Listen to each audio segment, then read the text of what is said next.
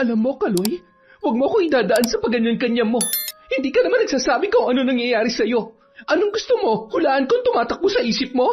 Alam mo, kung wala kang itinatago, hindi ka naman magkakaganyan eh. Ano? Nabababae ka?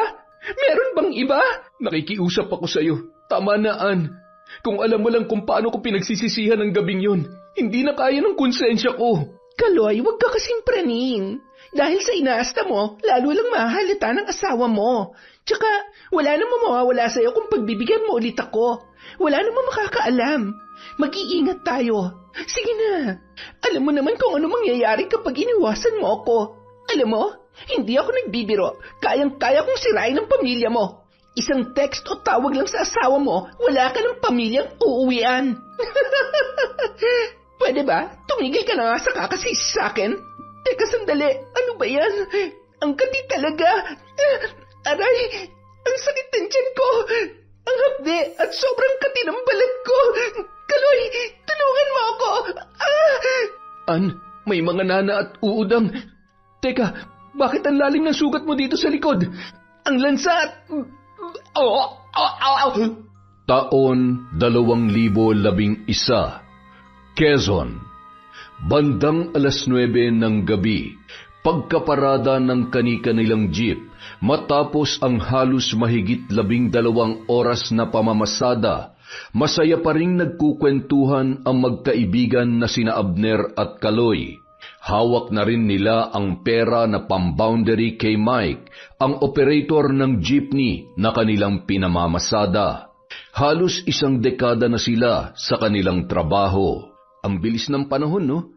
Parang kailan lang mula nung ipinakilala mo ako kay Boss Mike. Oo nga eh. Bagong kasal lang kayo ni Maring Karen nun. Magsasampung taon na rin yung panganay mo. Oo nga, pre. Buti na lang talaga at swerte din tayo sa tiyuhin mo. Wala naman ako masabi sa kabaitan niya sa akin.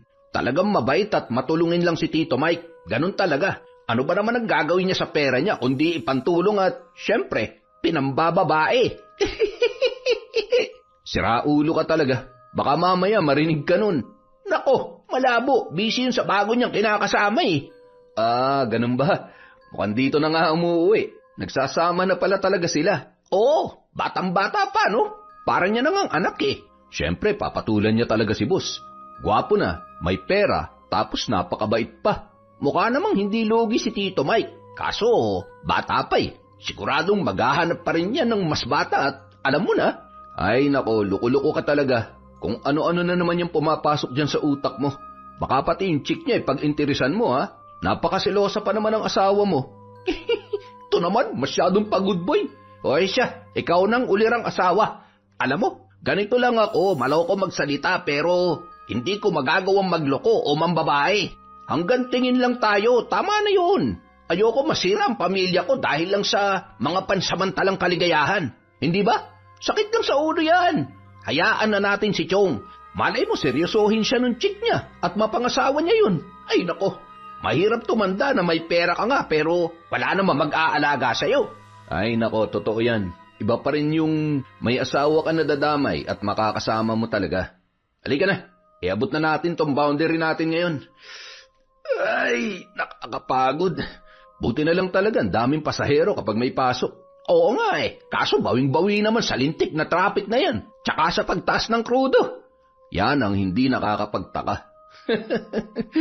Habang nag-uusap ang dalawa, patungo sa may balkonahe ng magandang bahay ng kanilang amo na hindi gaanong kalayuan sa garahehan ng jeep na kanilang ipinapasada araw-araw. Natatanaw nila ang noon ay tila ba masayang nagkukwentuhan na sina Ann at Mike habang may mga nakapatong na bote ng beer sa may katamtamang laking babasaging mesa. Han, mukhang nakakarami ka na. Baka mamaya makatulog ka na dyan sa kinauupuan mo. Ang bilis mo pa namang malasing. Sa akin pa nga lang, lasing na lasing ka na eh. Sino ba naman ang hindi malalasing kapag ganito kasarap kagandang nasa harapan ko?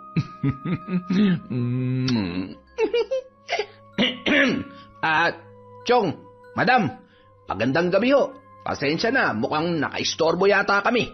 Iabot lang namin tong boundary namin ngayong araw. Aba, talagang nagkasabay kayo ngayon, ha? Akin na, kumusta naman ang pamamasada? Wala naman bang aberya? Maayos naman ho at ingat na ingat ho tayo sa pagmamaneho at alagang-alaga ang jeep natin, Boss Mike. Dapat lang, malaking bagay kung iingatan nyo yan dahil dyan kayo kumikita araw-araw. Basta ako, masaya na nakakatulong sa inyo. Buti na lang at maingat kayo lalo na at alam nyo naman, abala ako sa iba ko pa negosyo. Oo nga po. Sige ho, mauunan na kami at mukhang nakaistorbo na kami sa inyo ni Paring Abner. Hindi naman. Nagkakatuwaan lamang kaming dalawa. O siya, mag-ingat kayo pa uwi. Saan ba nakaparada yung motor ninyo? Ay, nandun rin ho sa may garahe. Sige po, Chong. Huwag pong sosobra, ha? Hindi na ho makabubuti sa inyo yan. Sira ulo ka talaga. Akala mo sa akin, mahinan nila lang? Napailing-iling pa si Kaloy sa sinabing yun ni Abner. Sabay tumingin sa noon ay nakikitawa rin na si Ann. Hindi maipagkakaila kung gaano kaganda ang muka at katawan ng babae na malaporselana. Nagkatinginan pa sila sa mata, sabay nginitian siya ng nakakaakit. Lumihis na lamang ng tingin si Kaloy at humakbang patalikod pabalik sa garahe para kuhain ang kanyang motor na kanyang sasakyan pauwi sa kanilang bahay. Pre, kita mo yun? Mukha talagang inlove na inlove si Chong kay Madam Ann. Ang ganda naman kasi talaga. Panalo. O pre, tama na yan. Nakalimutan mo na agad yung mga sinabi mo kanina. Tsaka, maawa ka na. Ipaubaya mo na yun kay Boss Mike. Baka sakali magkaanak man lamang kahit isa. Naku, mukhang malabo yan. Ang alam ko, bawg yan si Chong. Kaya nga iniwan ang unang kinakasama niya yan eh. Umuwi na nga tayo. Naghihintay na ang asawa natin. Baka kung ano pang may kwento mo. O paano? Bukas na ulit tayo magkwentuhan, ha? Ay, sige pre. Maninigarilyo muna ako dito bago umuwi. Ingat ka, ha? Salamat pre. Ingat ka rin. Agad na pinaarangkada ni Kaloy ang kanyang motor. Halos 15 minuto rin bago siya nakarating sa kanilang bahay. Agad naman siyang sinalubong ng kanyang nag-iisa pa lamang na anak na lalaki na si Koykoy. Nay, nandito na po si tatay. Mano po tay? Sasama po ako sa inyo bukas, ha? Bakit? Wala ka bang pasok bukas, anak? Tatay naman, Sabado po kaya bukas. Ay, oo nga pala, no? Kita mo na, nakalimutan ko na kung anong araw bukas. Okay lang makalimutan mo kung anong araw bukas o sa isang bukas. Wag lang kami nitong anak mo. Paano ko naman kayo makakalimutan? Sobrang mahal na mahal ko kayo ng anak natin. Oh, pasensya na. Nakalimutan ko magpalit ng damit. Medyo maasim na yata ako. Napasarap ang kwentuhan namin ni Paring Abner eh. Ano, amoy panis na pawis na ba? Hindi naman kaano. Mabango pa rin naman ang asawa ko. Anak, amoy mo nga si tatay kung kasing asim mo na. Nanay naman, naglinis po kaya ako ng katawan. Kahit ikis niyo ang kilikili ko, mabango pa rin to. Agad na tumungo sa kusina at tumulong sa paghahain ng pagkain si Koykoy sa kanyang ina. Nagmamadali namang naglinis ng katawan at nagpalit ng damit si Kaloy. Agad na ring sumunod sa dalawa at umupo sa hapagkainan. Ang bango ah. Ang sarap. The best talaga magluto ang asawa ko. Siyempre naman, wala nang masasarap pa sa luto ko para sa asawa ko at sa napakapogi nating anak. Damihan mo ang kain para maibsan naman ang pagod mo sa pamamasada. Kumusta naman ang kita natin sa tindahan ngayong araw? Sakto lang naman, hindi na gaanong malakas katulad ng dati mula nung magtindahan yung bago nating lipat na kapitbahay. At saka, nariyan na naman yung mga bayarin natin sa kuryente at tubig. Ayos lang yan. Ang importante, may napagkukunan tayo ng pambayad. Medyo malakas naman ang kita ko sa pamamasada. Ang mahalaga, masaya at walang nagkakasakit sa atin. Kaya napakaswerte namin ni Koykoy dahil sobrang maalaga at mapagmahal ang misis ko. Sa kabilang banda, inalalayan ni Ann ang kanyang kinakasamang si Mike sa kabilang silid. May tama na nga ang lalaki noong mga oras na yon. Ayan, sabi ko naman sa iyo eh. Ang dami na naman kasi nung nainom mo. Dahan-dahan sa paghiga ha. Napakabigat mo pa naman. Oops. Ayan. Salamat, Hana.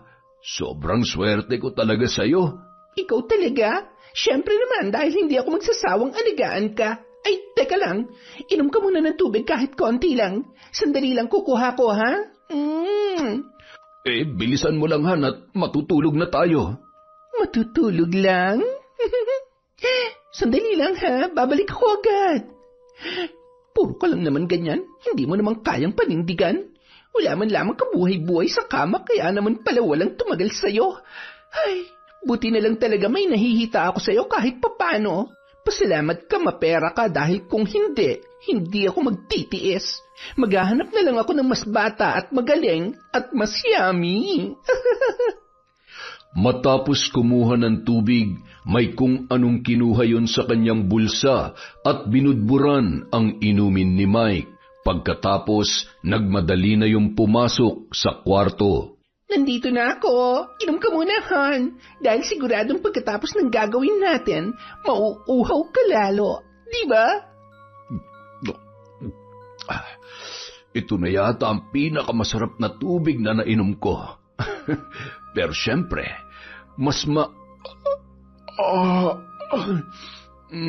parang bigla akong nahilo, Hana. Ha? Bakit? Ano ba naman yan? Paano na tayo niyan? Teka, ayusin natin yung unan mo. Ayan, nahihilo ka pa rin ba? Hoy, Han! Yon, di tulog ka na ngayon. Paano ba yan? Alis muna ako at babalik din ako kaagad, ha? Alam ko namang mabibitin lang ako sa'yo, kaya... sleep well, Han. Agad na nagpalit ng damit ang dalaga at nag-ayos ng kanyang sarili. Maya-maya may kausap na yon sa cellphone habang isinasara ang pintuan. Gamit niya pa ang kotse ng kanyang kinakasama na si Mike. Don't worry, Han. Iingatan ko naman to. Oy, Patrick, siguraduhin mo na ready ka na, ha? Papunta na ako dyan. See you. Bye! Ilang minuto lamang, pumarada na yon sa tapat ng isang may katamtamang laking bahay. Agad naman siyang sinalubong ni Patrick, ang isa pang kasintahan ng dalaga. Taraya, asensado ka na talaga. Tinangay mo na ba yan? Baliw, mahal na mahal niyang kotse na yan. Hiniram ko lang. Tara na sa loob. Alam mo naman kung anong pinunta ko rito. Natural. Tsaka wala namang iba nakakapagpasaya sa'yo kundi ako lang. Kaya nga kahit hiwalay na tayo ako pa rin itong binabalik-balikan mo. Huwag ka nga masyadong kampante. Feeling mo naman. Ay, ang sabihin mo, mukha ka lang talagang pera. O ayan, para naman siguradong ganahan ka. Grabe ka naman. Alam mo, An, gusto at mahal pa rin naman kita. Ikaw lang naman to nagdesisyon na sumama dun sa gurang na yon. Kesa naman sa'yo. Hindi naman tayo mabubuhay sa ganito lang. Katulad mo, pareho lang tayo ng gusto. Kailangan natin ng pera. Magpasalamat ka na lang dahil hanggat natutugunan mo ang pangangailangan ko, makikinabang at makikinabang ka sa kung anong meron ako ngayon. Kaya, bilisan mo na. Kailangan ko makauwi bago magising yung matandang yon. Bandang alauna na ng madaling araw nang makauwi si Ann. Naligo pa yon bago tumabi sa kama kung saan tulog na tulog pa rin si Mike. Hinawakan niya ang mukha noon, tinitigan at hinagkan sa noo. Mabait ka naman, gwapo, mabango, tapos may pera, pero lintik naman, wala ka talagang talent sa... Ay, sorry kung kailangan ko pang tumakas. Good night. Ang himbing pa rin talaga ng tulog mo, ha? Bandang 5:00 na ng umaga nang magising si Mike. Napakakirot ng kanyang ulo at ramdam niya rin ang mainit niyang hininga, pati na rin ang kanyang katawan. Sinabayan pa yon ng sunod-sunod na pagbahin at masakit na pangangatawan. Oh, okay ka lang? Masama ang pakiramdam ko, Han. Mukhang kailangan ko muna magpahinga. Ay, patingin nga. Naku, nilalagnat ka nga. Sandali lang ha, kukuha ko ng gamot. Mahiga ka lang dyan. Ilang sandali lamang bumalik na si Ann na may dalang gamot at tubig, sabay pinainom ang lalaki. Ang dami mo rin kasing inasikaso sa trabaho kaya ayan, pagod na pagod ka tuloy. Lagi mo na lang akong tinutulugan. Naudlot na naman tuloy yung labing-labing natin kagabi.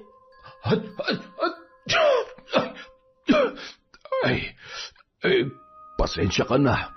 Nakatulog na pala ako kagabi. Hindi ko na masyadong maalala eh. Ikaw na munang bahala. Kapag hinahanap ako ng mga driver, ikaw na munang kumausap sa kanila, ha?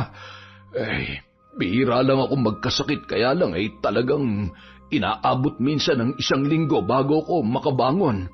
Huwag ka mag-alala, dahil ngayon, nandito na ako. Maaalagaan na kita, at sisiguraduhin ko na gagaling ka kaagad.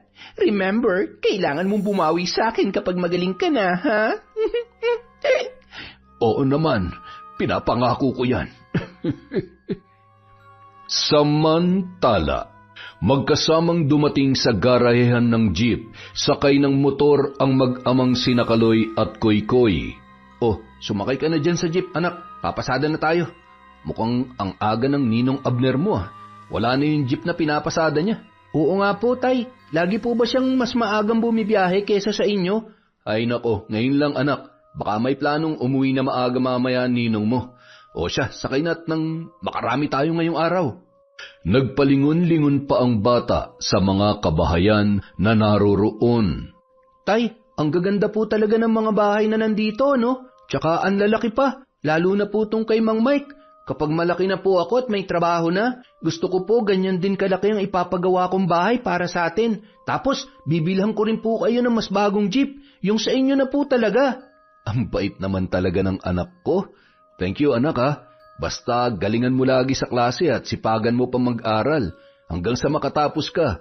Pag-iipunan natin ang pangmatrikula mo sa kolehiyo para siguradong magkaroon ka ng maayos na trabaho at matupad mo ang buhay na pinapangarap mo. Buong maghapon hanggang 7:00 ng gabi ay dagsa ang pasahero. Nang mapansin ni Kaloy na panay hikab na ang kanyang anak, naisip niya na tumigil na sa pamamasada. Nang makarating sila sa garahe, swerte ka talaga anak. Akalain mo kahit Sabado napakarami pa rin pasahero. Tapos ang galing-galing mo na rin magkwenta ng sukle ha. Siyempre naman po, tinuruan niyo po kaya ako tapos lagi niyo naman po akong isinasama kaya natatandaan ko na. At saka paborito ko po yung math.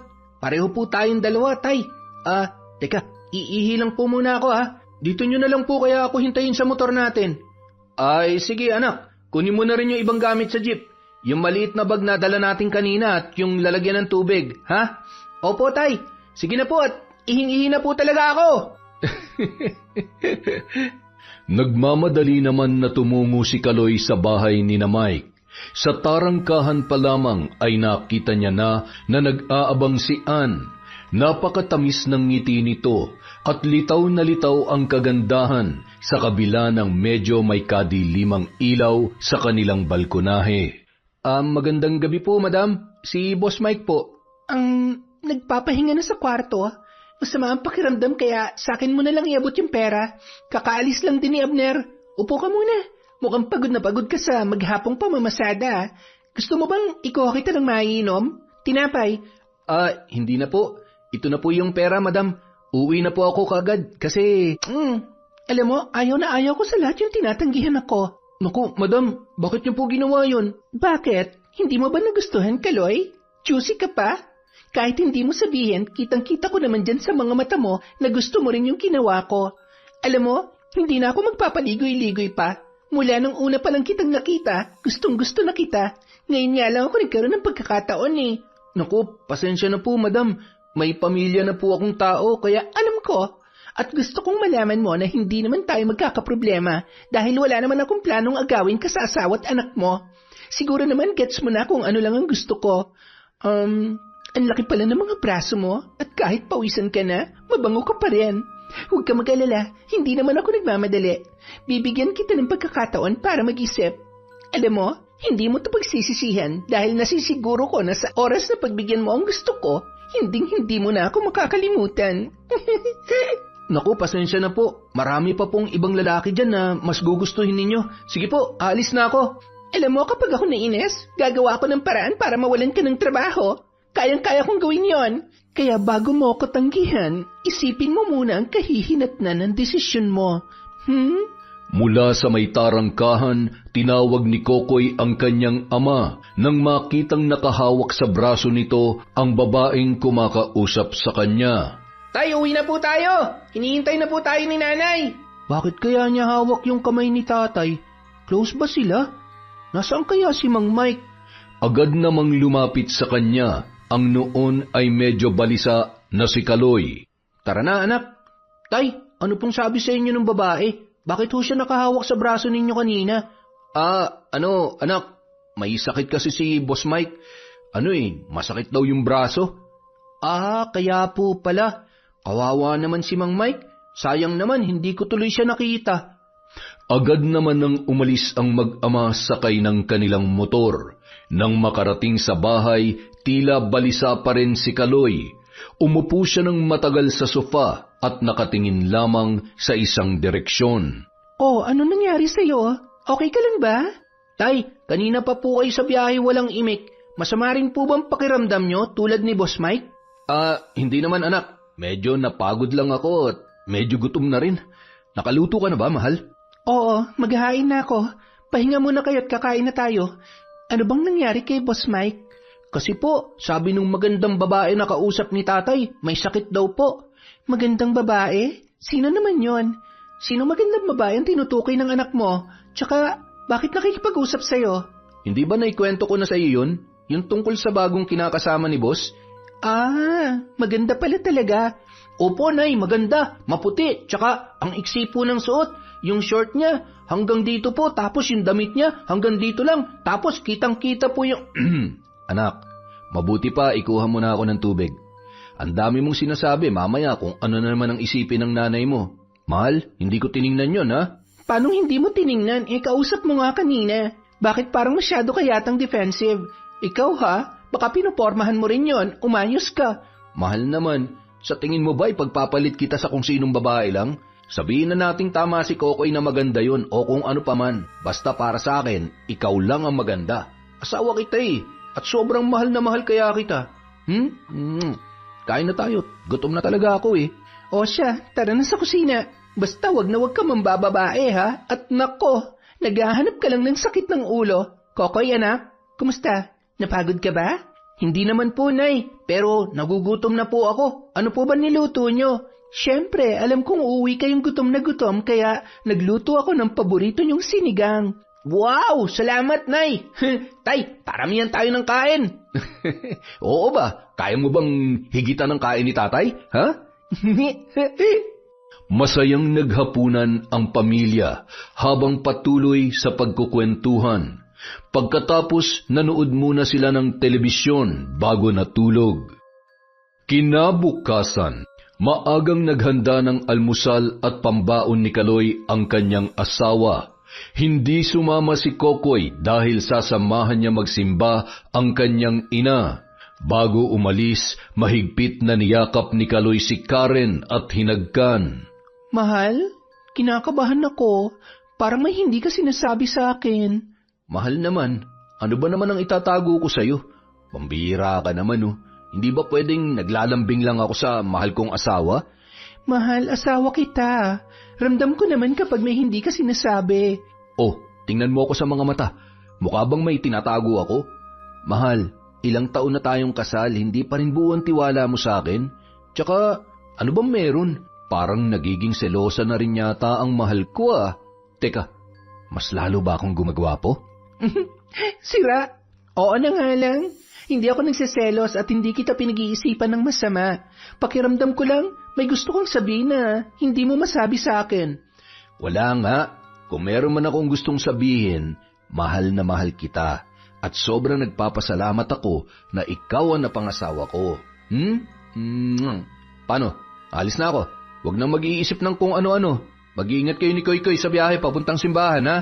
Mag-iingat ka rin sa pagmamaneho. I love you. I love you too, mahal. Nang makalabas ng bahay, napabuntong hininga naman si Kaloy. Pakiramdam niya napakalaki ng kasalanan niya sa kanyang asawa dahil sa mga mapanuksong halik ni Ann na hindi basta-bastang matanggal sa kanyang isipan. Halos buong magdamag niyang naiisip yon, pati na rin ang mga pagbabanta ng babae. Paano kung tutuhanin niya yung mga sinabi niya? Hindi ako pwedeng mawalan ng trabaho. Pero hindi rin naman ako pwedeng pumatol sa malanding babae na yun. Akalain mo, may ganong klase palang babae. Siya pa talaga yung nagbibigay ng motibo. Buisit na yan. Ay. Habang nagmamaneho ng kanyang motor papunta sa garahehan, yun pa rin ang tumatakbo sa kanyang isipan. Ipinagdasal na lamang niya na sana ay magaling na ang kinakasama ng babae para hindi na makalapit pa si Ann sa kanya. Maswerte naman nung araw na yon na nakabangon na si Mike. Ngunit makalipas ang isa pang linggo ay tumungo na Maynila si Mike para sa kanyang negosyo at naiwang mag-isa sa bahay si Ann. Boss Mike, eto na po yung... Hi, Kaloy. Oh, bakit naman para kang nakakita ng multo? Hindi mo ba nagustuhan tong suit ko? Pasensya na. Nakapantulog na kasi ako. Bago lang to. Bagay ba sa akin? Alam mo, wala kasi si Mike kaya medyo malungkot ako ngayon. Siguro naman, pwede mo na akong pagbigyan sa gusto ko. Ano ba? Bitawan mo nga ako. Hindi mo ba naiintindihan? May asawa na ako. Ayaw kong gumawa ng kahit na anong ikasisira ng pagsasama namin. Ano bang hindi malinaw sa'yo? Yung pagiging pakipot mo. My goodness, palay na nga tong lumalapit sa'yo. Ayaw mo pang tukain? Bakit? Hindi ba ako maganda para sa'yo? Ha? Dahil sa mga mapusok na halik na yon, tuluyan na ring natangay si Kaloy. Hindi niya namalayan, tinutugunan niya na rin ang babae nung mga oras na yon. Hanggang sa napansin niya na nakapasok na sila sa loob ng kabahayan. Hindi tama to. Kailangan ko nang umuwi. Sige, umalis ka. Kung gusto mong tuluyan kong sirain ang pagsasama niyo mag-asawa, umalis ka na. Ano bang problema mo? Hindi mo ba talaga ako titigilan? Ito bang gusto mo, ha? Ito ba? Mas lalo lamang naging mainit ang tagpong yon para sa dalawa hanggang sa tuluyan ng mangyari ang pinaplano ni Ann. Bandang 10:00 ng gabi, habang mahimbing nang natutulog ang babae ay nagmamadali namang bumangon at nagbihis si Kaloy. Bigla namang naalimpungatan si Ann at akma pa sanang pipigilan ang lalaki. Aalis ka na hindi man lamang nagpapaalam sa akin. Tsaka masyado pang maaga. Samahan mo muna ako dito. Sige na. Kailangan ko nang umuwi. Hindi na to mauulit ha. Nangyari ng gusto mo kaya tigilan mo na ako. Sigurado ka? Sige ka. Alam mo, nasasabi mo lang yan dahil mas pinapairal mo yung inis mo sa akin. Pero ang totoo, nag-enjoy ka rin naman. Di ba? Ay, sige na nga, umuwi ka na. Kung sakaling mamimiss mo ang gabing to, nandito lang ako para sa'yo, ha? Ay, siya nga pala, kinuha ko sa cellphone mo yung number mo at number ng pinakamamahal mong asawa. Alam mo na, kapag na-boring ako, pwede ko naman siguro siyang tawagan. Yan ang wag na wag mong gagawin. Baka makalimutan kong babae ka. Oops, alam mo, gusto ko yan. Mas lalo ka palang nagiging agresibo kapag nagagalit ka. Huwag ka mag-alala. Kung magkakasundo naman tayo, hindi naman ako makikipag-usap sa asawa mo para ipaalam sa kanya ang mga nangyari sa atin ngayong gabi.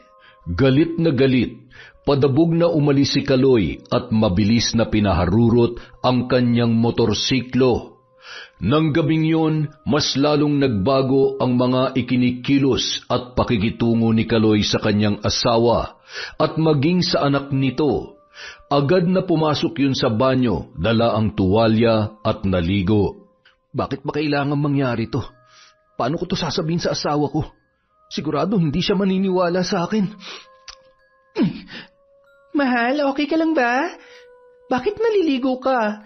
Pagod ka na sa pagmamaneho. Baka magkasakit ka niyan, mahal. Hindi na sinagot pa ni Kaloy ang kanyang asawa. Napatingin tuloy si Karen kay Koykoy na noon ay nagtataka rin kung bakit nagkakaganoon ang kanyang ama. Ano bang nangyayari sa tatay mo? Hindi ko rin po alam, Nay. Baka po nainitan, kaya yun, gusto maligo.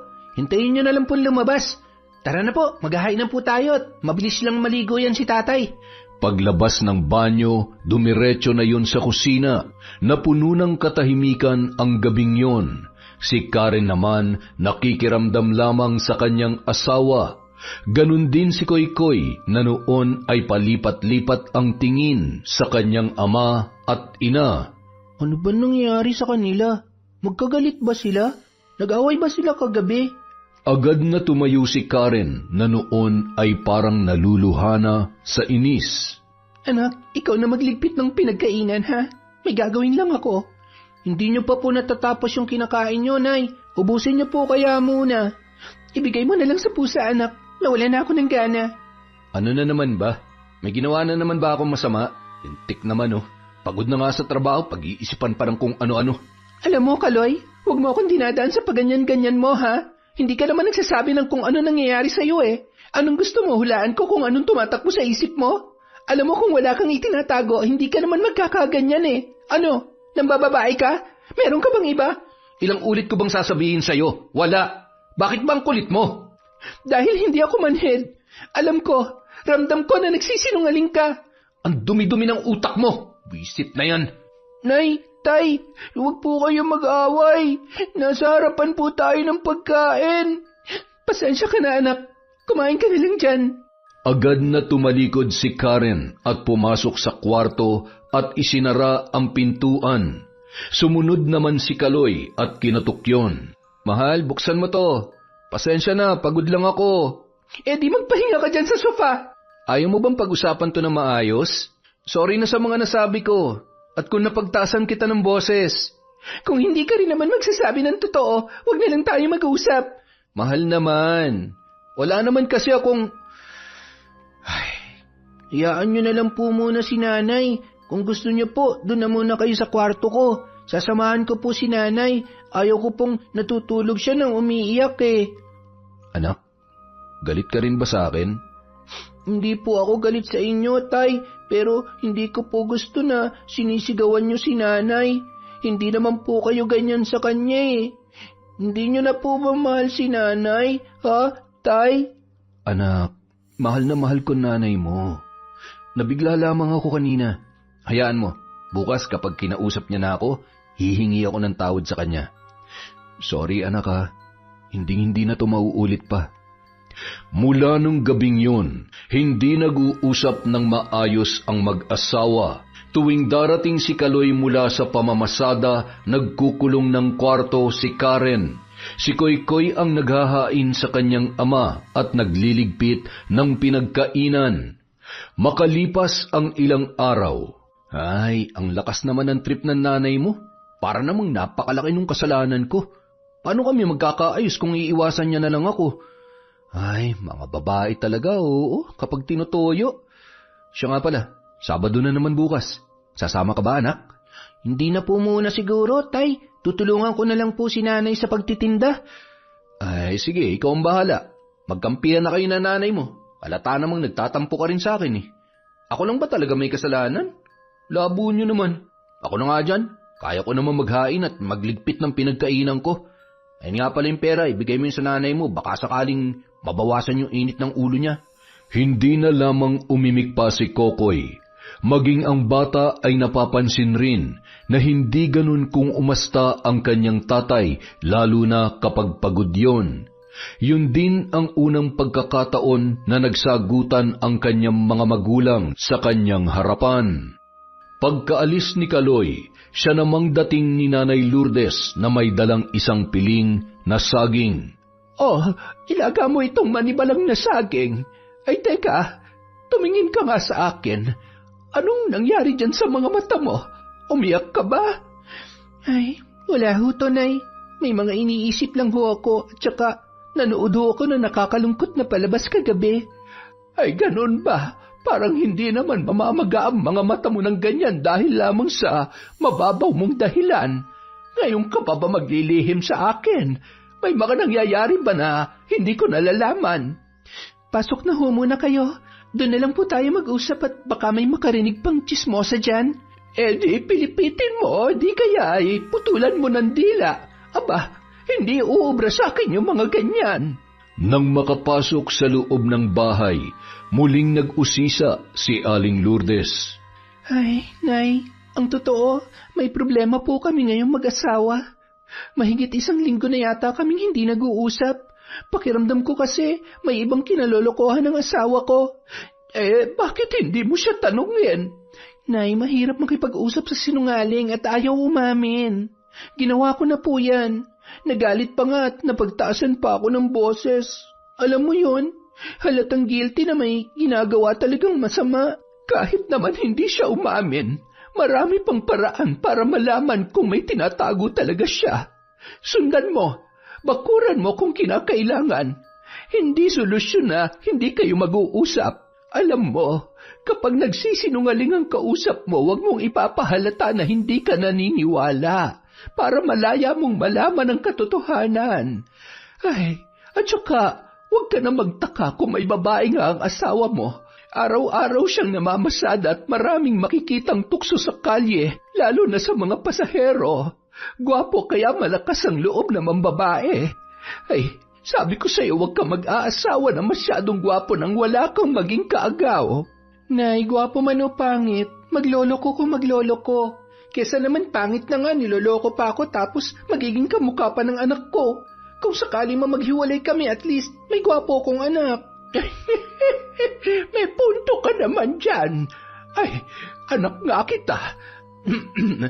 Pero Karen, kung sakaling may babae nga ang asawa mo, anong gagawin mo?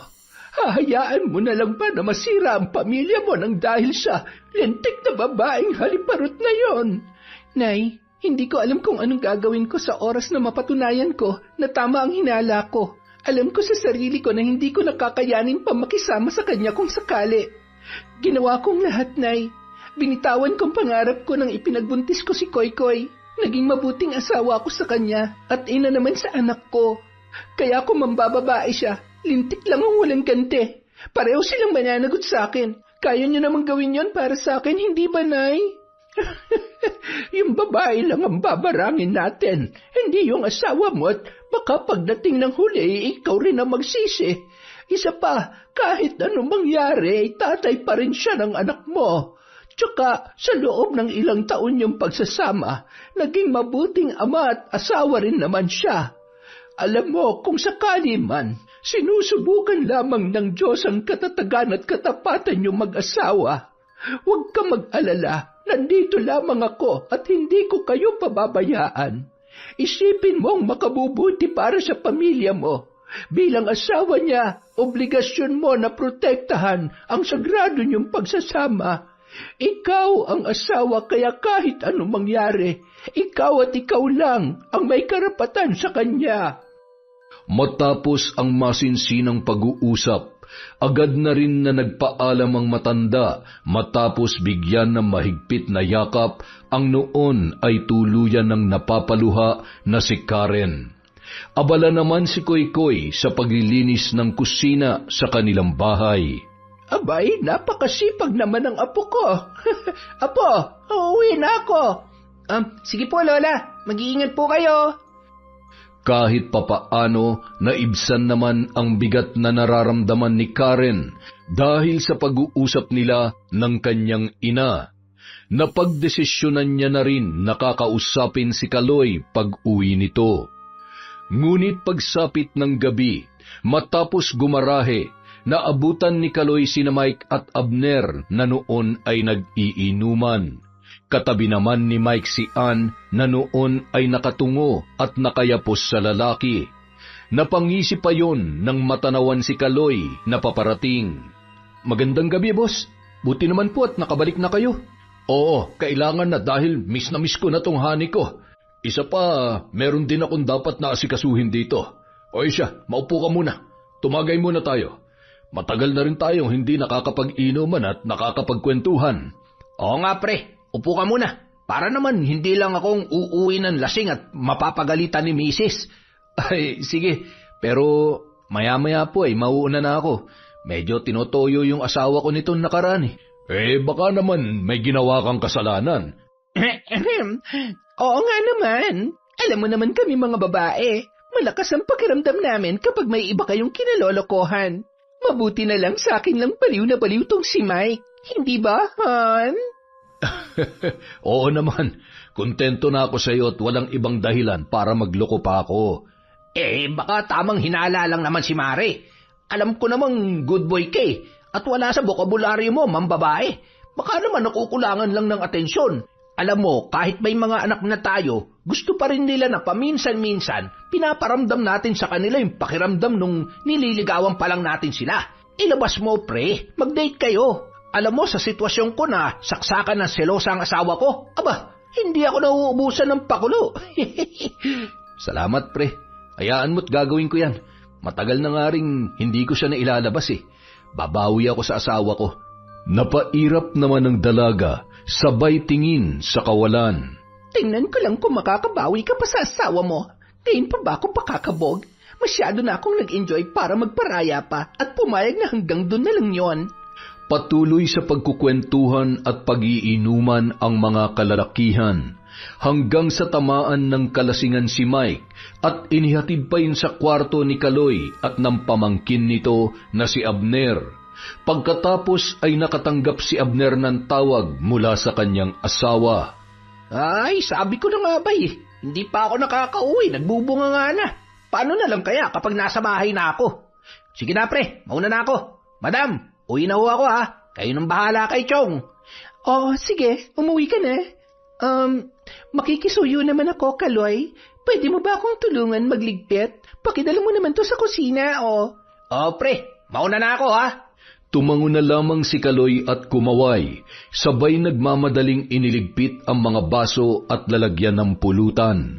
Dinala niya yon sa kusina at nakabuntot naman si Ann sa kanyang likod na may bitbit ring bote ng alak na meron pang laman.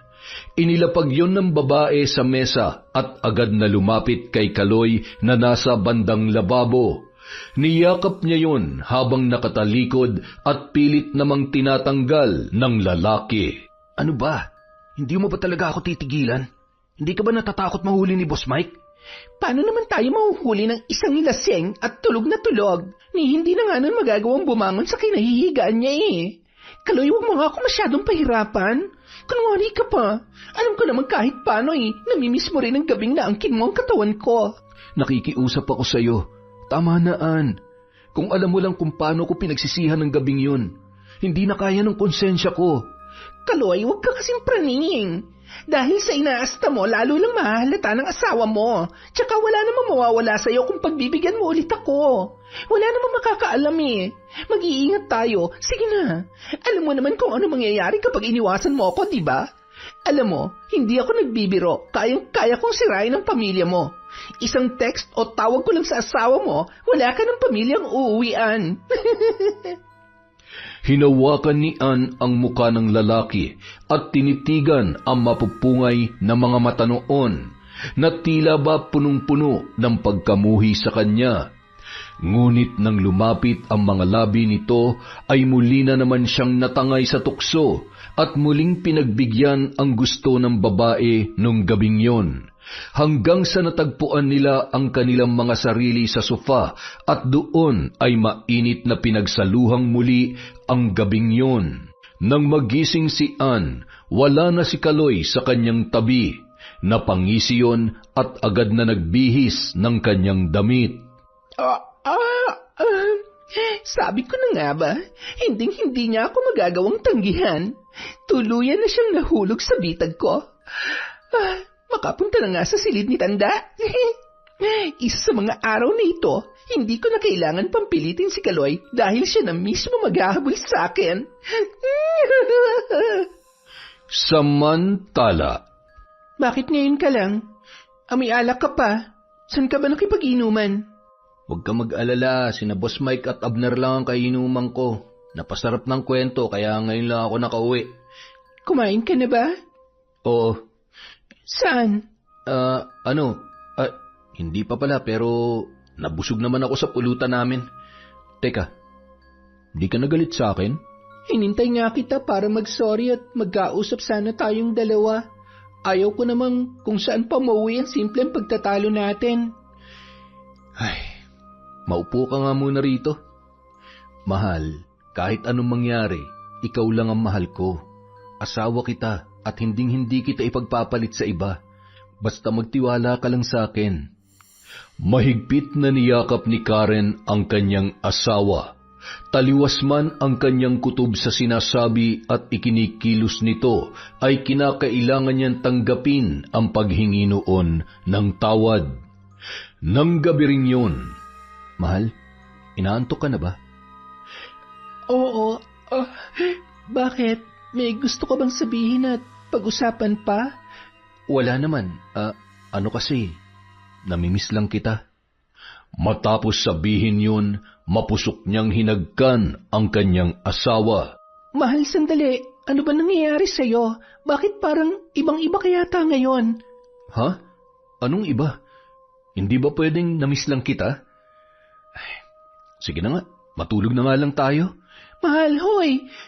Ito naman, nanibago lang ako eh. Makalipas ang mahigit 3 buwan, naging maayos na ang pagsasama ni na Karen at Kaloy.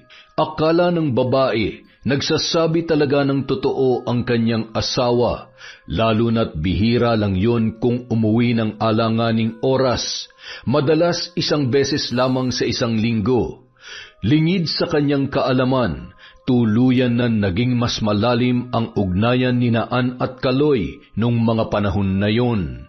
Naging madalas na rin kasi ang pag-alis ni Mike para asikasuhin ang negosyo niya sa Maynila. Isang umaga. Ang sakit ng ulo ko. Nahihilo ako. Teka, hindi pwede. Hindi kaya buntis ako. Hindi ito maaari.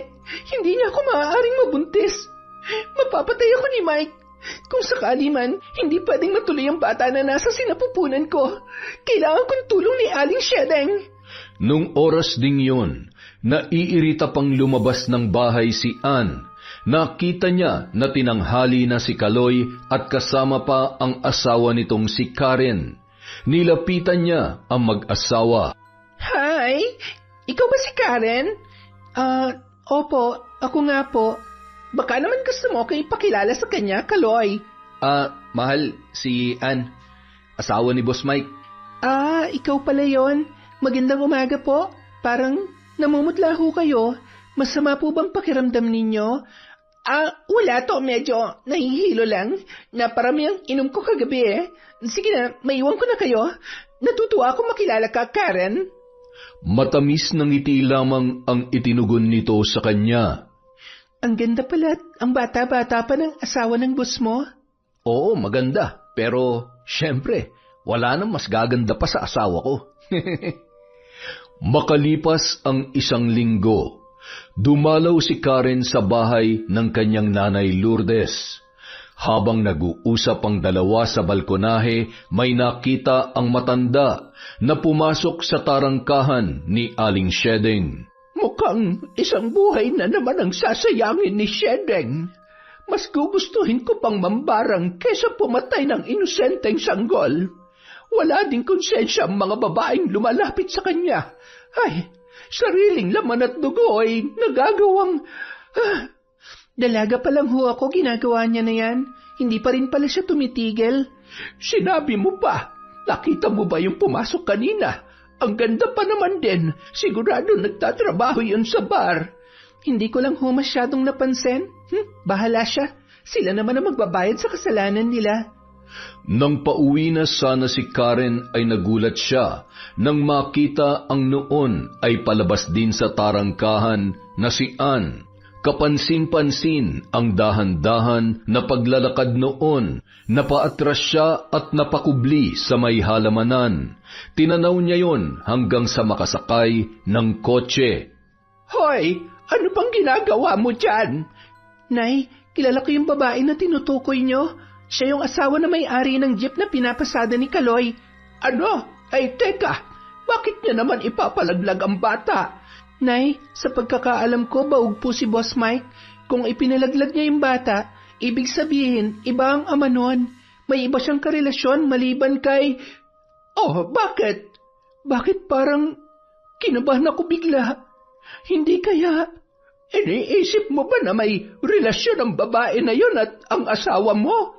Nay, nung huli ko kasi siyang nakita, nung lumapit siya sa amin, hindi ko masabi kung ano pero may iba akong naramdaman na hindi ko maipaliwanag. Iba rin yung mga tingin niya kay Kaloy, lalo na sa akin. Ay, mahirap magbintang pero kailangan mong malaman ang totoo. Alamin mo at kailangan makita mismo ng dalawa mong mga mata. Huwag mong hayaang niloloko ka ng asawa mo at ako mismo magtatanggal sa kati ng babaeng yon. Kinagabihan, pagdating ni Kaloy ay agad na naghain ng hapunan si Karen. Anak, tawagin mo ng tatay mo at kakain na tayo. Tay, kakain na daw po, sabi ni nanay. Agad naman na tumungo sa kusina ang lalaki. Kapansin-pansin na may malalim yun na iniisip. Kain na, mahal. Anak, maupo ka na. Siya nga pala, kumusta naman si Ann? Si Ann? Yung asawa ni boss? May iba ka pa bang Ann nakakilala? Ay, ano ba naman kasi at sa akin mo siya kinukumusta? Mukha namang okay siya. Okay sila ni boss. Ay, teka, ba't mo nga pala naitanong? Nakita ko kasi siya kanina sa bahay ni Aling Shedeng, yung dating kumadrona na nagpapabalitang pinupuntahan ng mga pokpok para magpalaglag ng bata. Nagtataka lang ako kung sinong ama nung dinadala niya. Kasi di ba nga minsan naikwento mo sa akin na baog yung boss mo?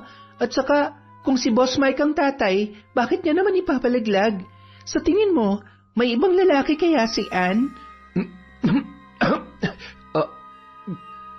Pakiabot nga yung tubig, anak. Mag-relax ka nga. Nagtatanong lang ako. Kung makareact ka naman, akala mo ikaw yung... Sige na nga, kumain na lang tayo. Hayop ka, Kaloy.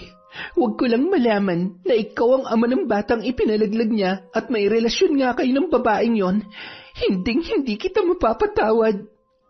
Makalipas ang ilan pang linggo, nagpatuloy sa pagsubaybay sa mga kilos ng kanyang asawa si Karen.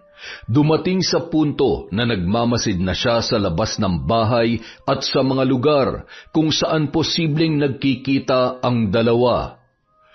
Isang gabi, matapos igarahe ang jeep ay nagulat na lamang si Kaloy nang biglang may yumakap sa kanyang likuran.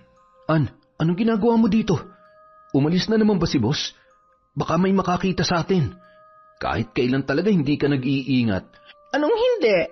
Kung hindi ako nag-iingat, edi sana may nakakaalam na sa relasyon natin. Relax ka lang. Gusto lang naman kita makausap. Alam kong masama loob mo dahil sa naging pasya ko. Hindi naman kasi tama na ipalaglag mo yung bata. Anong gagawin ko? Ayaw mo namang iwanan yung asawa mo para sa akin. Tsaka, pareho tayo malilintikan kay Mike. Ay, kalimutan nga natin yon.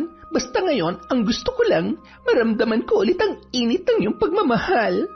Namimiss mo rin naman ako, hindi ba? Ikaw talaga. Lagi mo na lang akong dinadaan sa ganyan. Pumasok pa ang dalawa sa loob ng jeep at sa pagkakataong yon ay hindi na nakapagtimpi pa na sumugod si Karen. Sa noon ay kapwa hubot-hubad na sina Kaloy at Ann. Dumampot yon ng isang kahoy at pinaghampas ang dalawa. Mga hayop kayo! Ang bababoy nyo! Mahal, ano ba? Tama na! Huwag mo ako matawag-tawag na mahal. Tumabi ka at huwag ka makikialam sa gagawin ko sa babaeng yan. Akala mo matatakasan mo ako? Ang kati-kati mo. Hindi ka na nakontento, pati asawa ko ginagapang mo pa. Hindi lang to nararapat sa'yo. Pagsisisihan mo to. Tandaan mo yan. Aray, ano pa? Bitiwan mo ako! Hindi mo lang matanggap na baliw sa akin ang asawa mo. Sorry ha, dahil nasisiguro ko na higit na mas masaya siya sa akin. At talagang proud ka pa. Ano nangyayari dito? Ano to at bakit, Kaloy? Ano ibig sabihin nito? Ano, Kaloy? Bakit hindi mo sagutin ang tanong ni Boss Mike na magkaalaman na? Sa bagay, magaling ka nga palang magsinungaling kaya ako na magsasabi. Siguro naman po, malinaw na sa inyo kung anong nalaman ko. Na itong kinakasama nyo at ang asawa ko ay may relasyon. Marami kayong hindi alam dahil pareho nila tayong niloloko. Han, hindi totoo yan. Huwag ka maniniwala sa kanya. At anong gusto mong paniwalaan ko? Ikaw? Tingnan mo nga yung itsura mo. Hindi ka na nahiya at nakontento sa buhay na meron ka. Nagpapakasarap ka sa pera at kung anong meron ako tapos iiputan mo pa ako sa ulo. Hindi na kita kailangan. Umalis ka na. At ikaw, hayop ka. Pinagkatiwalaan kita. Hindi ako nagdadalawang isip na tulungan ka kapag nagigipit ka. Tapos pati girlfriend ko aahasin mo. Pareho kayong taksil. Ayaw ko na makita ang mga pagmumukha nyo rito. Galit na tumalikod si Mike at pumasok sa kanyang tarangkahan. Agad naman na nagbihis at tumakbo papaalis si Ann at sinundan si Mike para magmakaawa. Ito ba talagang gusto mo? Ang ipahiya ako't mawalan ng trabaho? Ha? Ako pang sinisi mo? Naririnig mo ba ang sarili mo? Alam mo ba kung gaano kasakit ang ginawa mo sa akin? Masakit? Yun nawalan ako ng trabaho dahil sa basta-basta ka nalang sumusugod. Sana hinintay mo man lang ako magpaliwanag. Magpaliwanag? Para ano? Para bilugin ang ulo ko katulad ng ginagawa mo ngayon? Hindi ako tanga. Tapos na tayo. Mula ngayon kalimutan mo na may asawa ka't anak. Magsama kayo ng kabit mo sa impyerno. Huwag kang uuwi sa bahay hanggat naroon pa kami ng anak mo. Ayaw kita makita at makausap pa. Karen, sandali! Karen! Puisit na buhay to! Nang gabi rin yun, agad na nag-empake ng gamit ang mag-ina. Nay, talaga po bang iiwan na natin si tatay? Ano po ba nangyari? Anak, tsaka ako na lang ipapaliwanag sa'yo. Sa ngayon, kailangan muna nating umalis, ha? Doon muna tayo sa lola mo. Pasensya na, anak. Pero hindi ko na kaya pang makisama sa tatay mo. Kung nagawa niya naman babae ng isang beses, magsinungaling ng paulit-ulit, magagawa niya ulit yon. Mas gugustuhin ko pang igapang na lamang mag-isang pag-aaral mo kesa makasama pa siya. Patawarin mo ko, anak. Sana nauunawaan mo si nanay. Paano niya po nagawa sa atin to, Nay? Huwag na po kayong umiyak. Huwag po kayong mag-alala. Hindi ko po kayo sasaktan katulad ng ginawa ni tatay. Tayo na po. Awang-awa si Koy-Koy sa kanyang ina nung mga oras na yon. Parang dinudurog ang kanyang puso na nakikita na patuloy ang pag-agos ng luha ng kanyang nanay hanggang sa makarating sila sa bahay ng kanyang lola Lourdes. Ano ba nangyari? Nahuli mo na ba? Totoo nga bang, opo, mga hayop sila, mga manluloko. Pareho lang silang sinungaling at walang konsensya. Nandidiri ako kay Kaloy. Napakawalang hiya niya. Ayaw ko, nanay. Hindi ko na ilalaban pa ang kasal namin. Gusto ko nalang makalaya sa kahit na anong nararamdaman ko ngayon. Gusto ko magdusa silang pareho. Tumigil ka na sa kakaiyak. Hindi iniiyak ka ng lalaking katulad niya. Huwag ka mag-alala at ako nang bahala sa mga lintik na yan. Ipaparanas natin sa kanila ang kate at pasakit na hindi kayang kamutin at gamutin. Isang gabi, habang nagluluto ng hapunan si Karen, nakakulong naman sa isang silid si Aling Lourdes. Mayat-maya naman na sumisilip doon si Kokoy. Nay, ano pong ginagawa ni Lola? At bakit parang may lumalabas na usok sa silid niya? Tapos, hindi ko rin maintindihan yung mga sinasabi niya. Anak, hayaan mo lang dyan ang lola mo. Huwag mong istorbohin at baka mapagalitan ka pa. Mabuti pa, tulungan mo akong gayatin ang mga ito. Nanay, dumaan po pala ako kanina sa bahay. Ano? Pinuntahan mo yung tatay mo? Opo, pinuntahan ko sana. Gusto ko po sana siyang kausapin, kaya lang po. Ano? Kasama niya po yung babae, yung girlfriend ni Mang Mike, yung sinasabi niya pong kabit ni tatay. Ang kakapal talaga ng mukha. Sa bagay naman talaga sila magsama. Malamang dahil wala nang mapuntahan ng haliparot na yon, kaya magtsatsaga siyang tumira sa bahay na yon kasama ang tatay mo. Nanay, Hayaan niyo na lang po ba na agawin niya sa atin si tatay? Anak, ang tatay mo may kagustuhan ng lahat ng ito. Kung talagang mahal niya tayo, hindi siya magpapatangay sa kahit sinong babae o kahit ano pang panunukso sa kanya ng babae na yon. Hindi na lamang umimik pa si Koy-Koy, ngunit pansin ni Karen na nahihirapan at nasasaktan ang bata sa kanilang sitwasyon. Samantala, Ano bang klaseng tubig nyo? Bakit namamantalang balat ko? Tingnan mo nga. Baka naman may nakain kang bawal sa'yo. Wala. Pareho naman tayo ng inulam eh. Kung sa bagay, ilang araw na tayong itlog, sardinas at tuyo. Maghanap ka na kasi ng trabaho. Paano naman ako makakahanap ng trabaho? Tingnan mo nga tong pigsa sa mga paa ko. Hindi na nga ako pinapatulog sa sakit eh. Buisit, kinakarma na yata tayo sa mga kasalanan natin. Kasalanan mo to eh. Pwede ba? Tumigil ka na sa kakasisi sa akin. Teka nga, ano ba yan? Aray, ang kati talaga. Ang sakit ng tiyan ko. Ang hapde. Sobrang kati ng balat ko. Kaloy, tulungan mo ako. May mga uudang... San galing ang sugat mo sa likod? Ba't ang lalim? Ang lansat. Hindi maaari mangyari to. Kailangan ko ng doktor. Ilang ulit ko bang sasabihin sa'yo, wala akong pera. Ni wala akong nakuha ni kahit 1 sentimo at paninda sa tindahan. Kinuha na lahat ng asawa ko, pati yung perang ipon namin sa bangko. Gumawa ka ng paraan. Hoy, hindi kita kaano-ano para maanduhan mo ako sa dapat kong gawin ha. Tsaka, ikaw ang nagpumilit na makitira dito. Bakit hindi ka magmakaawa kay Boss Mike?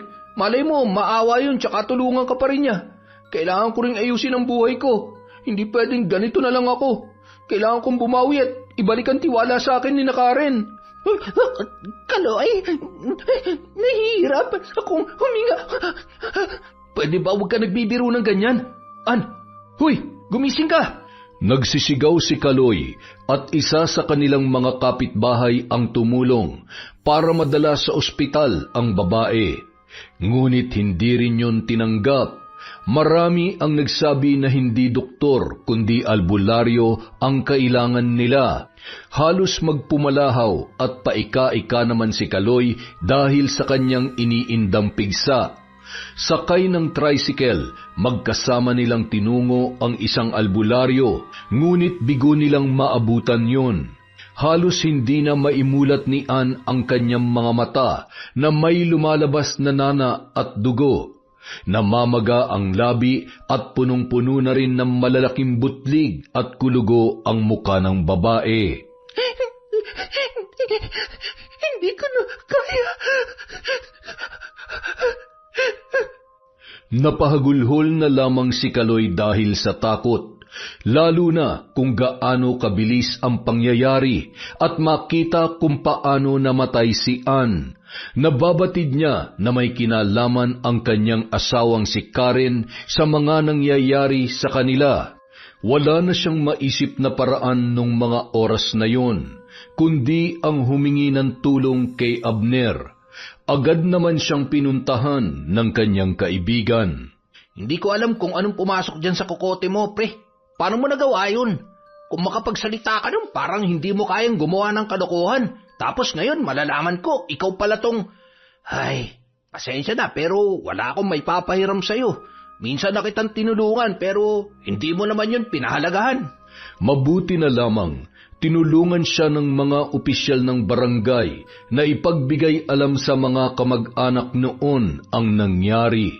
Agad namang inasikaso ng mga yon ang agarang pagpapalibing sa babae dahil sa napakasangsang na amoy noon. Makalipas ang ilang araw, nagising na lamang si Kaloy na sobrang taas ng kanyang lagnat. Nagnanaknak din ang kanyang mga pigsa sa paa. Nagulat na lamang siya nang may biglang pumasok sa kanyang kwarto. Mahal, ikaw nga. Salamat, bumalik ka na. Hindi ako pumunta rito para balikan ka. Gusto ko lang damayan ka dahil sa pagkamatay ng babaeng ipinalit mo sa akin. Makikiramay sana ako. Karen, ni minsan hindi ka napalitan sa buhay ko. Oo, nagkaroon kami ng relasyon pero hindi ko siya minahal katulad ng... Anong gusto mo?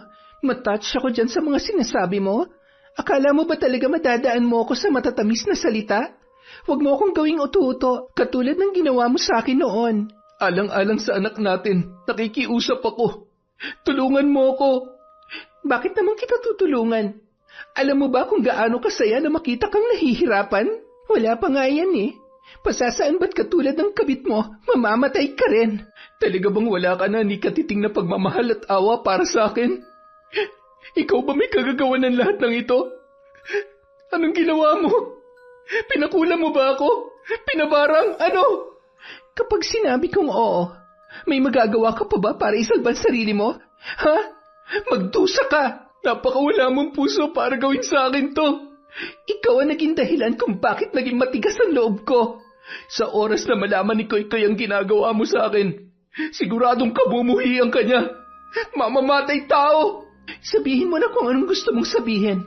Hindi na magbabagong isip ko. Tawagin mo na lahat ng santo o puntahan mo na lahat ng mga mahuhusay na albularyo bago sumapit ang susunod na kabilugan ng buwan. Dahil kapag minalas ka, mamamatay ka na hindi mo man lamang natatanggap ang kapatawaran mula sa sarili mong anak. Hanggang ikalawang buhay, dadalhin ng konsensya mong pagsira sa pamilya natin.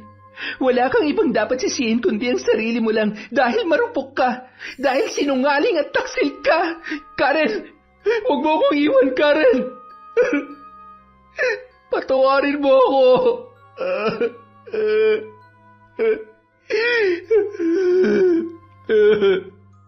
Napangisi lamang si Karen nang marinig ang mga katagang yun. Wala ni katiting na awa. Galit lamang at sakit ang nararamdaman niya nung mga oras na yun. Nang gabi ring yun, habang nag-uusap sina Karen at Aling Lourdes, pasimple namang naririnig ni Koy-Koy ang pag-uusap na mag-ina tungkol sa kondisyon at plano nila kay Kaloy. Kinaumagahan, palihim na tumungo si Koy-Koy sa bahay ng kanyang ama. Suot niya ang uniforme. Ang alam ng kanyang nanay at lola ay papasok siya sa paaralan. Nasa labas pa lamang ng tarangkahan, naririnig na niya ang pagdaing ng kanyang ama. Agad siyang tumakbo papasok ng bahay at nadatnan na sumisigaw ang kanyang tatay habang hawak-hawak ang ulo nito. Ang sakit! Hindi ko na kaya! Tama na! Tay! Anak! Tulungan mo ako! Huwag po kayong mag-alala, may albularyo na pupunta rito. Konting taste na lang po, Tay. Pasensya na, hindi ko alam na aabot sa ganito ang galit sa inyo ni Nanay. Sorry po kung hindi ko siya napigilan. Kita mo na, napakasama ng nanay mo. Naiintindihan ko po si Nanay, pero hindi ko naman po hahayaan na mawala kayo sa ganitong paraan. Sa kabila ng lahat, pareho ko po kayong mahal. Kung sakaling hindi na natin maayos to, sana naman manatili pa rin kayong nanay at tatay sa akin. Hindi ko po kaya may mapahamak sa inyo. Mahal na mahal ko po kayo ni nanay, tatay.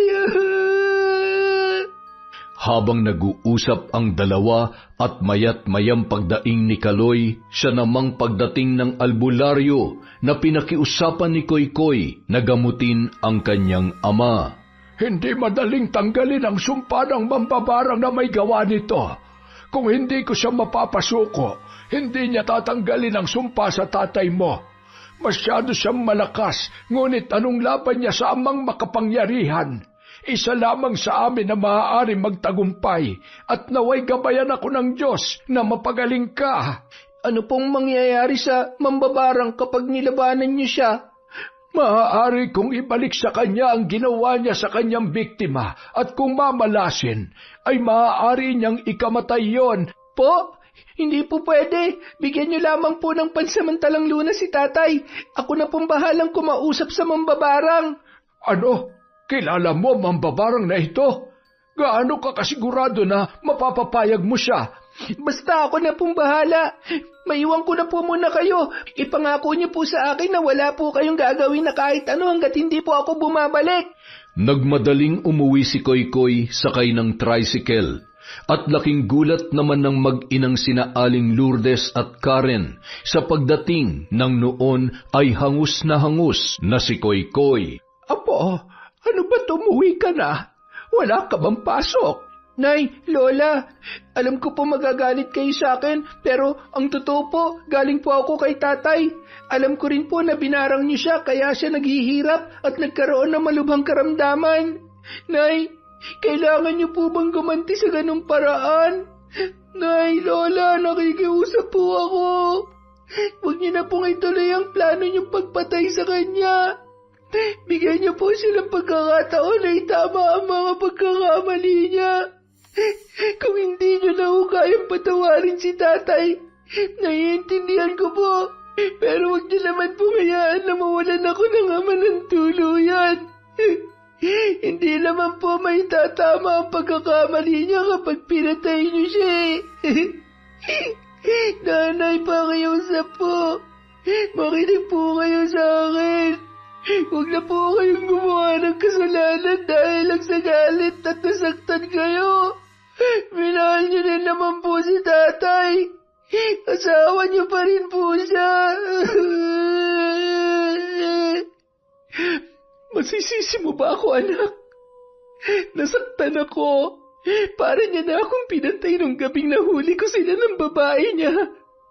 Kapag ipinipikit ko ang aking mga mata, paulit-ulit kong naaalala ang mga nangyari. Paulit-ulit akong nahihirapan at nasasaktan. Naiintindihan ko po, Nay. Mahal na mahal ko po kayo, kaya nasaktan din po ako sa nangyari. Pero Nay, mahal ko rin po si tatay. Ang gusto ko lang, magbago siya at pagsisihan niya yung mga pagkakamali niya.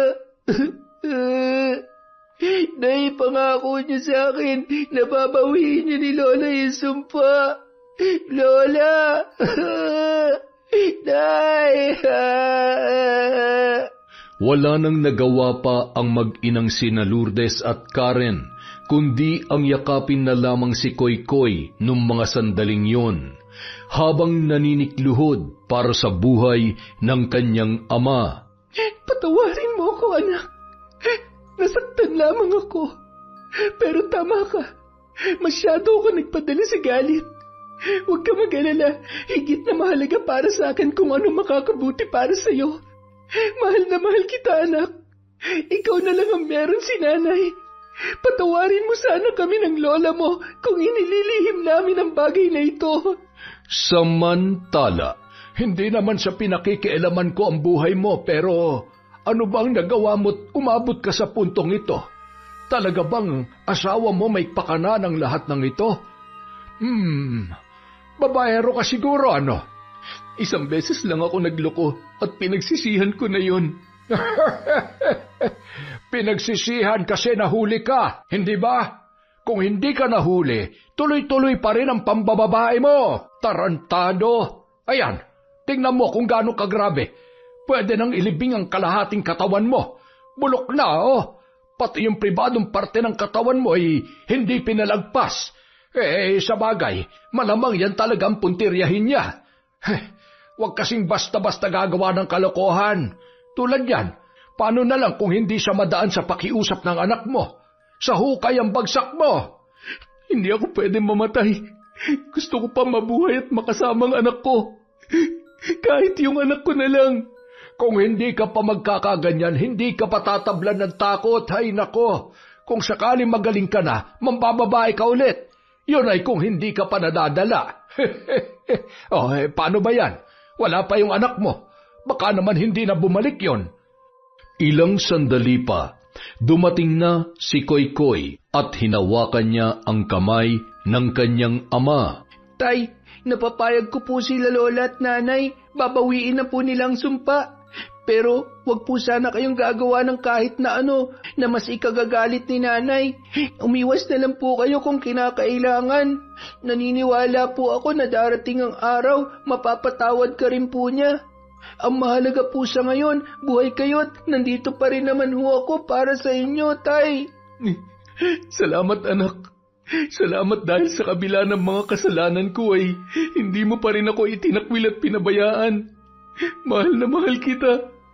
Mahal na mahal ko kayo at hindi ako nawawalan ng pag-asa na darating yung araw na makakasama ko ulit kayo. Ay sus, nasasabi mo lang yan ngayon. Sakto, tulungan mo na lang ako, iho, na linisin natin ang pinakulukong dahon ng bayabas sa mga sugat nitong tatay mong babaero. Hindi natin malalaman kung kailan maaaring putulin ang sumpa, kaya magtiis ka muna, ha? Huwag ka mag-alala, babalik din naman sa normal ang lakas mo at kondisyon mo. Kapag malakas ka na, mambabae ka ulit. Huwag kang titigil hanggat hindi napupudpud ang ano mo. Nandito ka ba para gamutin ako o asarin lang ako? Aray, dahan-dahan naman.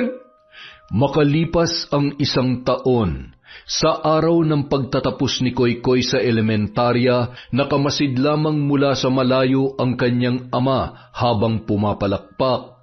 Masaya siya na makita ang magagandang ngiti ng kanyang asawa habang sinasabitan ng medalyon sa leeg si Koykoy. Matapos ang seremonya, nilapitan niya ang mag-ina para iabot ang kanyang regalo sa kanyang pinakamamahal na anak. Hindi ka na sana nag-abala pa, pero salamat at naalala mong anak natin. Salamat, tatay. Masaya ako na nakapunta kayo. Pwede po ba tayong magpakuha ng larawan na magkakasama? Sa akin, okay lang anak. Ang kailangan mong tanungin ay kung okay lang ba yun sa nanay mo. Okay lang naman sa akin. Hindi ko naman siguro ikamamatay kung magpapakuha ako ng larawan kasama ang tatay ng anak ko na... Hanggang ngayon ba naman galit ka pa rin talaga sa akin? Hindi ako galit, pero hindi ko makakalimutan ang ginawa mo. Kaya kung iniisip mo na magkakaayos pa tayo, nagkakamali ka. Kaya wag mo na akong tingnan na akala mo naman. Ang sabihin mo, namimiss mo lang ako. Wala naman kasi talaga nagbago sa nararamdaman ko. Habang buhay kong pagsisisihan na nawala kayo sa buhay ko dahil sa isang malaking pagkakamali. Pero, gayunpaman, nandito pa rin ako. Kahit para sa anak na lang natin. Kuya, pakikunan nga po kami ng picture. Yan, salamat. Nagulat na lamang si Karen nang bigla siyang halikan ni Kaloy sa pisngi. Ang lakas talaga ng loob mo, no? Nakakadiri ka, manyak. Nay naman, pwede po bang kahit ngayon na huwag muna kayong mag-aaway? Tsaka, Nay, parang namumula kayo, oh. Uy, si nanay. Bahala nga kayo dyan, mauna na ako. Ay nako, yung nanay mo talaga. Ang cute pa rin magtampo. Paano ba yan? Sundan mo na siya at baka pati ikaw ay madamay sa galit niya sa akin. I love you, anak. Congratulations. Love you, Tay! Yun! Napakagandang kwento, pampamilya. Dahil dyan, meron na naman tayong shoutout. Sorry po, hindi tayo nakapag-upload kahapon. Ngayon, babawi tayo. Simulan po natin kay Arlene Consensino. Hi po kay Cherry Garcia, kay Shara Marie Hipulan, kay Catalea Soto, Yas Den Love. Hi po kay Filomena Mantis, kay Josephine Marcaida, kay Ami Pegares, kay Jean Bultron, kay Josefina Ordonio. Hi po sa mga kasama ni Judith Celi sa San Fernando, Pampanga. Hi po kay Zilpa Hara Raicart, kay Lucille de Lima, kay Mamiliana Nalugon, kay Rosemary Casunete. Shout out po kay Shirley Aquino, kay Daniel Daguyo, kay Marilyn Orchid, kay Abigail Kabugayan, kay Cristina Peru. Hello po kay John Chris, kay Javen Delasan, kay Dang Legaspi. Shout out kay Merly Herbolingo, kay Jelin Sapra, kay Dins Lumigid, kay Hira Mini. Shout out po kay Flordeli Parcon, kay Dilay Dikay, kay Ni Alforte, kay Sergey R. Bernabenario Jr. Hi din po kay Mary Grace Yoting, kay Stella Fernandez, kay Zay Martinez, kay Valerie Joy Nadal, kay Ria Tiruha, Kim Bara, kay Beth Mercado, kay Margie Banosong, Josie Aniban, Belen Malbas. Hi po kay Giza Nicole, kay Milrose Galvez, kay Catalea Soto, kay Zairand Lapuhapo. Hi din po kay Amy Carbonilla, kay Chris Alcantara, kay Esang Gonzales, Adam Lasa, Zane Axel Ranada, kay Milaine Jordaline Concepcion, kay Lani Villa, kay Febe Ranyada, sa Rapaslato family at kay Alia Balaja from Luz Biminda, kay Charlene Gumansing, kay Richard Rivera, IMMHR Lin, hi din po kay Merly Amistad, kay Hani Austria, Gemstone Claro, Mami Riza, kay Ami Viray, kay Manisan Mamot Mapadtaya, kay Jessel Flores, Leia Tan, kay Crezil Garcia, kay Jessica Rojas, hi kay KMM, Yas Den Love, Rosette Ersando, kay Abel Aina, Ferdinand at Isabel from Roslyn Jimenez, mananahi ng Pandibulacan, LJ Melano,